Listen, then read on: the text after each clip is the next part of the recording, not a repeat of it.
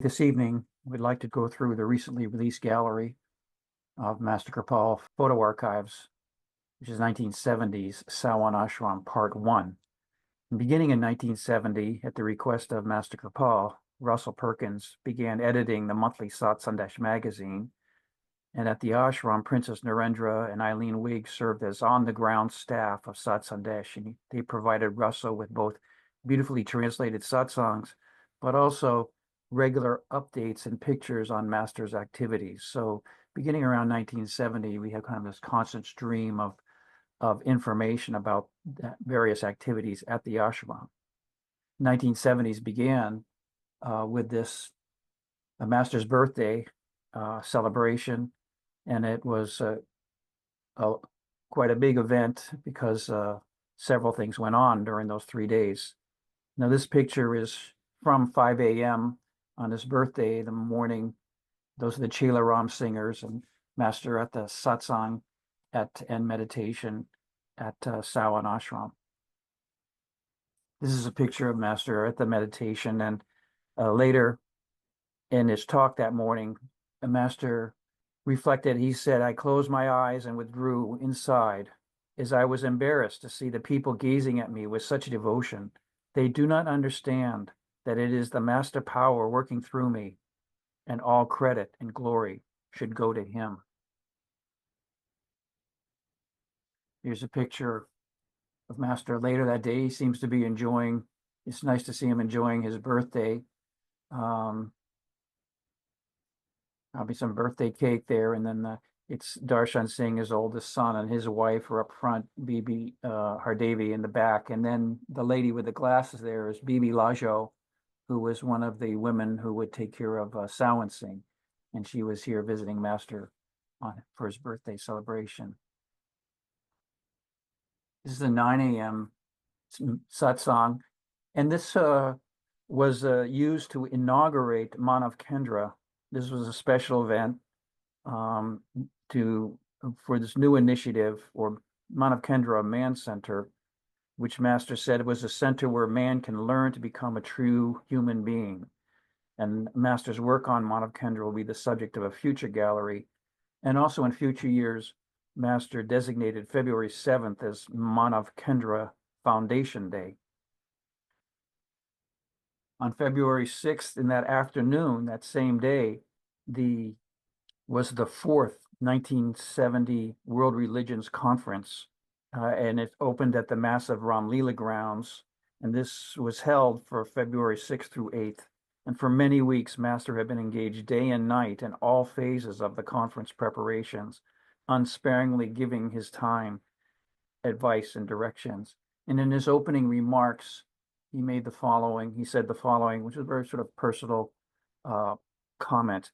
"I cannot really express the joy of love that I feel at this moment at seeing both East and West meeting at this platform to lay heads together in order to find ways and means for establishing love and peace amongst the followers of the various religions." Then went on, the next day, February 7th, was devoted to panel discussions, and on February 8th, there was the large procession that marched through Delhi to the Ram Leela grounds, and there the final session commenced with songs and poems, followed by reading of resolutions. And this is Master giving the presidential address, which concluded the fourth World's Religions Conference. And this was the last of those under that name. Of course, he had the Unity of Man Conference, which followed a very similar format in 1974. This is a picture from Sawan Ashram around 1970. And it's interesting, this gentleman here, the Savadar, standing behind Master, or to Master's left against the wall. John Engel was telling me when he was at Sawan Ashram, he met him and learned of his story. His name was Rajender Singh, and Rajender Singh was a former dacoit. He was met Master in 1954. Master traveled to a very dangerous area of the country, which was infested with these very violent dacoits or robbers, and he was the head of a dacoit band, and was known for killing and murdering and stealing money from the rich. Although he would do it in a Robin Hood type of way, he would give it then to the poor people. But when he met Master, he was transformed. He got initiated. He moved to Delhi. A beautiful story about his experiences in love, light, and life, and also is told in abbreviated form in some of the story cards. Another picture of Master at Sawan Ashram.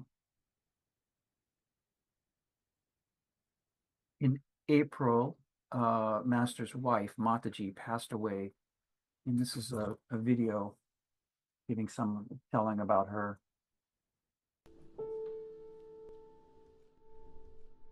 Sant Kirpal Singh was a householder saint. He earned his own livelihood as a military accounts officer. As a young man, he married Krishna Vanti Kaur. It was an arranged marriage agreed to by their family several years before. They had 3 children, one of whom died as an infant. Their life centered around Kirpal Singh's rigorous schedule of full-time employment and at least 6 hours a day of devoted meditation. In the evening, Kirpal would sometimes go to the river Ravi to meditate late into the night. Regardless of the hour, Mataji would wait up for him to return and let him in. As Sant Kirpal Singh's responsibilities in life became more demanding, she worked tirelessly to serve him and gave him her full support. After the passing of Sawan Singh, when Kirpal took up his spiritual mission full-time, Mataji then lived with their oldest son. However, she received a promise from Kirpal that she would be able to spend her last days at Sawan Ashram and pass on in his presence. This footage is taken from this time period, the last 2 years of her life while living at the ashram. By this point, she had grown increasingly frail. Even so, she was able to move gently around the ashram. She received much personal care and loving support from Taiji. Her quarters were close to Master's, and she would often mingle among the friendly faces of the satsangis who were with the Master at the time. Mataji passed on, joyful, in Kirpal's presence on April 3rd, 1970.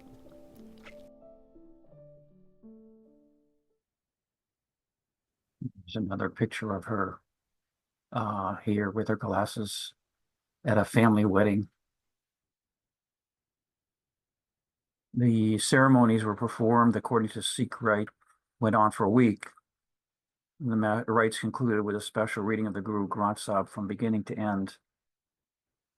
Satsang was held when the reading finished, and Master gave a very powerful talk on life and death. It's published in June 1970. He said, "They say that the event of any birth, the world rejoices and the newcomer cries. But brothers, you should live such a life that at departure, you yourself rejoice and the whole world cries. This would mean that you have won the gamble of life. So having got the human birth, you should now get the contact with Nam, the God into expression power, for that will lead you back to your true home." There's also a very moving story of her passing, which again is told Satsandachin in a story card. This is also another video about Robert Redeen's visit and interviews with Sant Kirpal.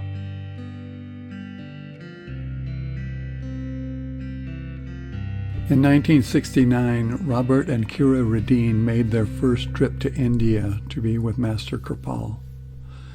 They had an extended stay at Sawan Ashram and also traveled with Master when he went on tour in India.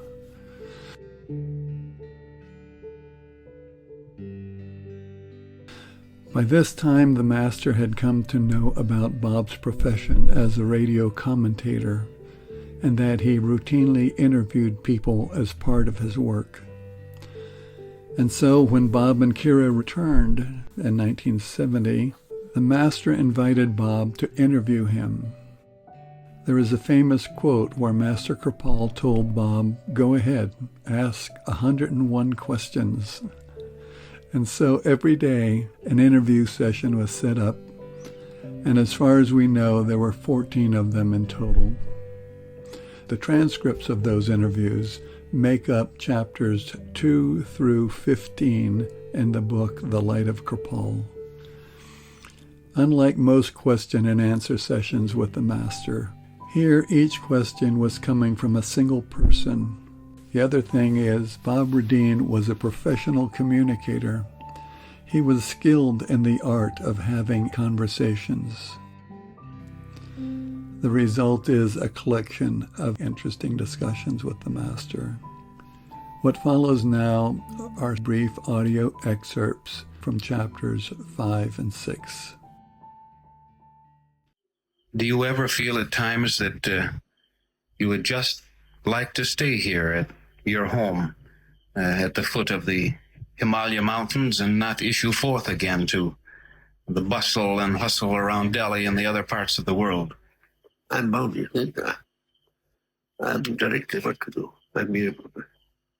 There's no question of my will.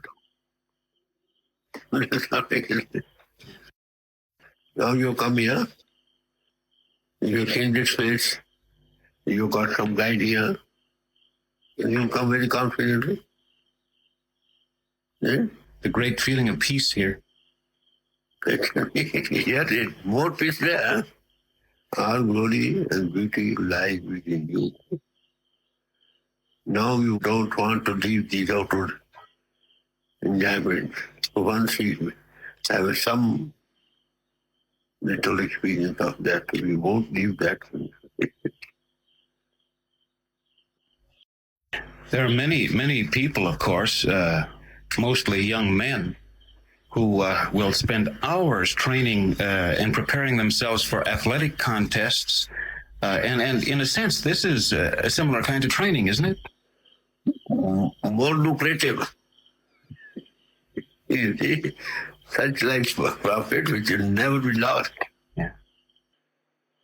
Is it possible to talk about what it's like living there? It's just water in the place. Like a bubble of water in the sea. Sometimes found something comes out. It's all like scintillating, very strong. Cannot be compared with the astrological place.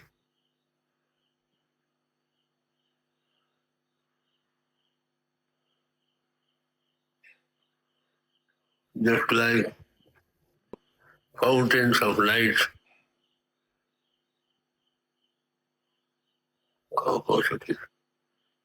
Gushing out. An entrance beyond is still just coming through your entrance of such of the way. That's fountains of light just gushing out like something like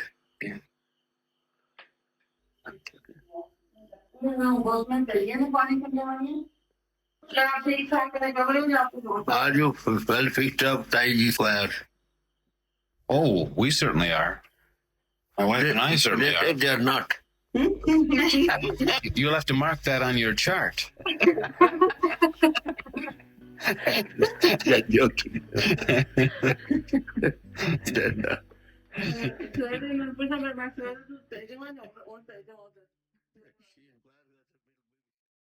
So here's Master at Sawan Ashram again during this period.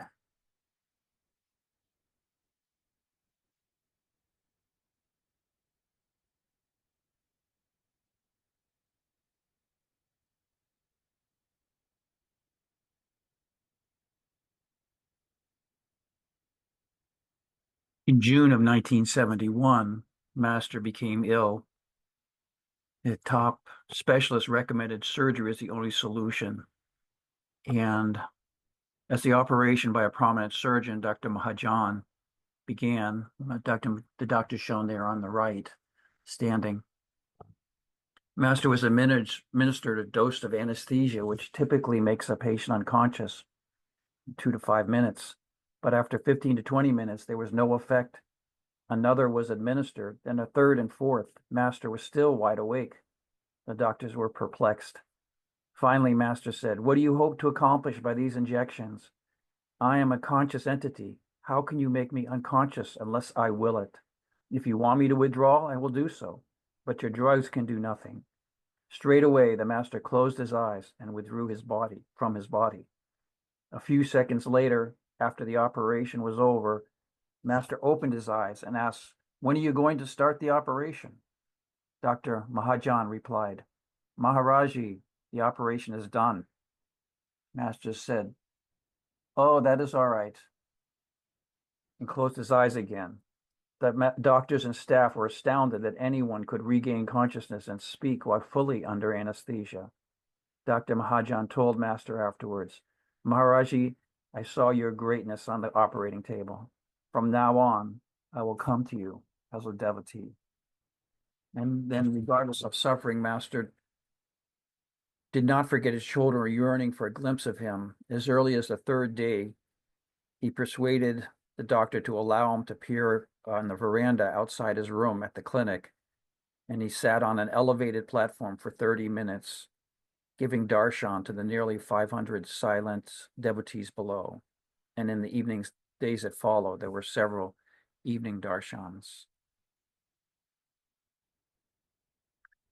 And these are Master with the two nurses who found it very hard to leave him after 15 days. They found him to be a wonderful patient. Wonderful. This is a picture of us, Master, and he talks. This is a little story related to a little story from Russell about who went to India in 1972. He said, one of the many memorable things that happened on this trip for me, everything was coalescing around one thought. I miss Judith. I was ashamed. Here I am with the Master. We're supposed to be above such things as attachment to wives.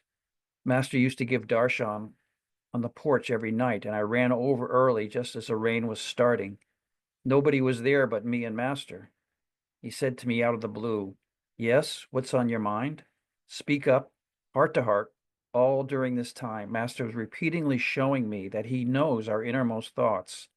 I said, "Master, I'm disgusted with myself because of the tiny amount of love I have for you." He said, "How can you measure love? It is either there or it isn't." I said, "Well, when thoughts of outside things come up in meditation, my mind clings." He said, "Look here, when thoughts of wife and children come up, and you realize I hadn't mentioned wife and children at all, don't not love them." He was leaning, looking right down at me. "Don't not love them. Love them for the sake of he who is given to them. Then you'll be all right." The next morning, Master told me Judith was coming. He'd gotten a telegram from her. I said, but she doesn't have permission." He looked at me and said, "She has permission. Believe it or not." I replied, No, I know she doesn't." He looked at me with a pitying look and said, "Get me her file." I had been in the room where the letter files were. It was an enormous archive. He said, "Yes, it's in the living room." I went into the living room, and there on a couch all by itself was Judith's file. I brought it to him, and he opened it up to her last letter. "Read that, and you'll see that she asked me if she could come." I read it through, and there wasn't a word about coming to India. I promise you that. I was reeling, and I said, "Master, there's not a word in here about coming to India." He took it and read it through. He really concentrated, and when finished, he looked at me and sighed. "Well, not in an outward way, that's true." Suddenly, the whole thing came into focus. Then he looked at me and said, "Do you not think that I would like her to be here, enjoying like you are enjoying? Do you not think it would be nice for her to be here with me, just like you are here with me? You know, in my heart of hearts, I had wanted her to come so badly, but I felt it would be such a failure on my part if it happened. It was just such an egotistical way of looking at the whole thing, and he set it straight in just a second. She came, and it was wonderful to have her there. After she arrived, we were eager to see the master, and when we found him, with a big smile, he took our two heads and pushed them together, clunk, so that they were just touching, and said, "This is the way I want you to be here, together." Judith and I had 3 lovely weeks together with Kripal, and we grew closer than we had ever been before. This is a picture from that trip after Judith had arrived. Picture of Judith at that time also with Millie and Steve Mellick, another initiative master at the ashram. And Russell wrote also on that trip about Master's beauty. He said, Master has 2 kinds of beauty. He actually has 50,000 kinds, but he has 2 main kinds. I'm talking about physical beauty. The first is his beauty near at hand, like when you're sitting on the floor about 6 inches away from him, and you're looking into his face, and you see every nook and cranny of the boulder that his face is, and you wonder how on earth God could create such a face like that.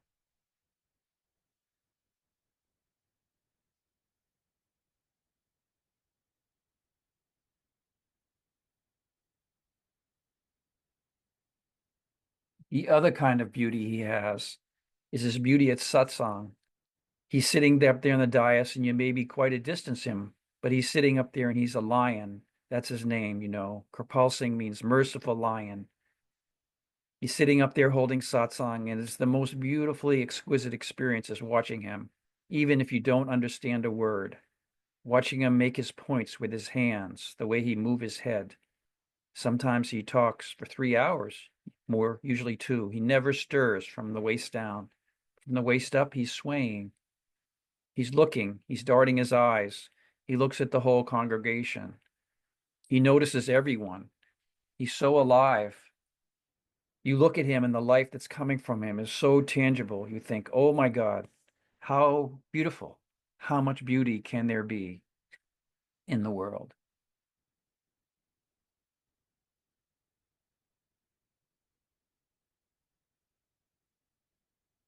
And this is another short video of Master Kripal Singh's 1971 birthday celebration.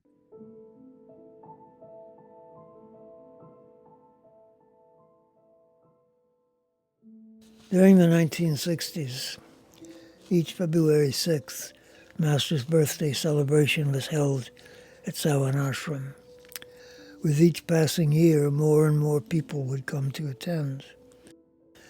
By 1971, it was necessary to erect a separate tent for holding satsang. This was done in an open space located about 200 yards from the ashram.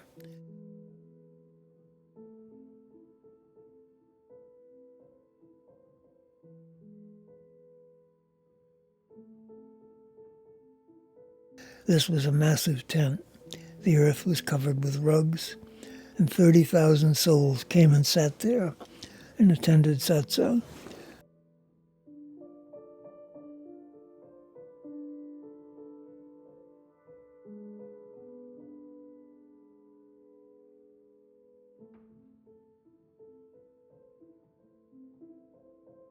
The program on the 5th featured talks by various speakers, praising the greatness of God and the blessing of being in the presence of a living saint. Master Kripal gave satsang twice that day.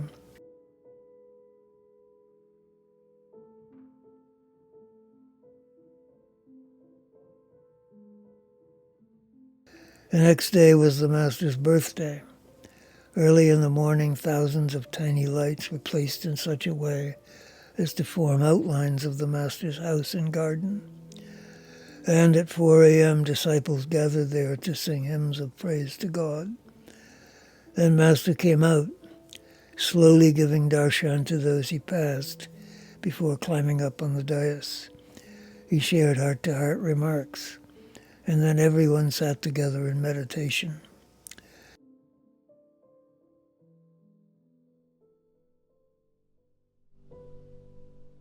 Every day a meal was fed to every one of the many thousands who wished it. The ashram was converted to a huge langar operation where the food was prepared and served. Master Kripal entered the kitchen area visiting the Sevadars who were preparing tens of thousands of chapatis.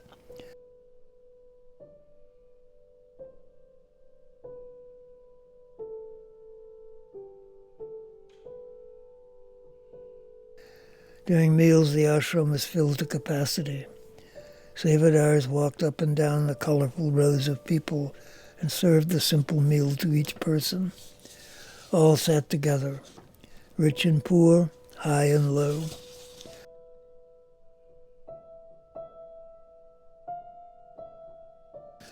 On the following day, there was an initiation. More than 600 souls were given Nam, an unforgettable experience for the Westerners who attended. Master walked among the applicants. Those who had not fulfilled the basic requirements were asked to leave and reapply at a later date.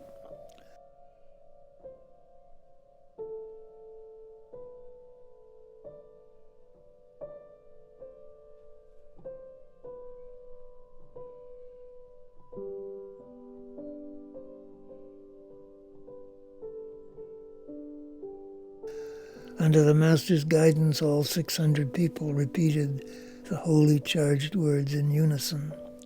One initiate who was present exclaimed that the atmosphere became so strong that it could be physically felt.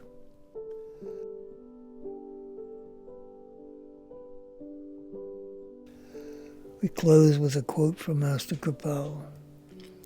Quote, "Master is not the body.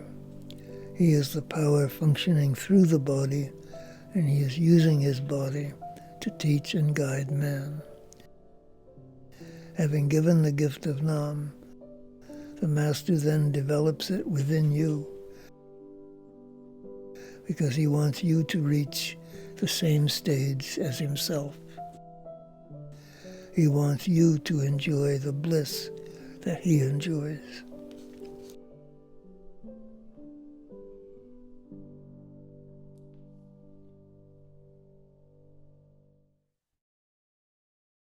Master provided an unending stream of love and service to his Indian disciples. He also attended to many religious, social, and political leaders who visited the ashram, interested in his efforts as a spiritual teacher and as an advocate for religious tolerance and unity. And here are some pictures of him with his Indian disciples during this time.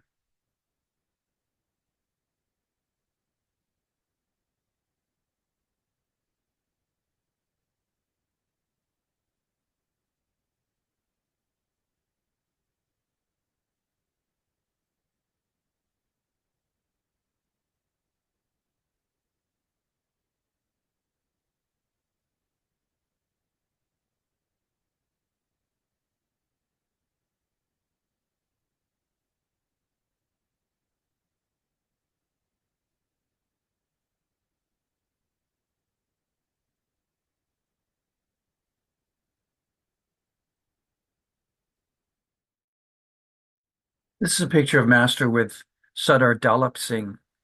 He was the treasurer of Sawan Ashram and one of Master's most dedicated Sevadars, who left his body just prior to Master's departure for the West. You operate in the background. This was actually the only picture we have of Dalip Singh.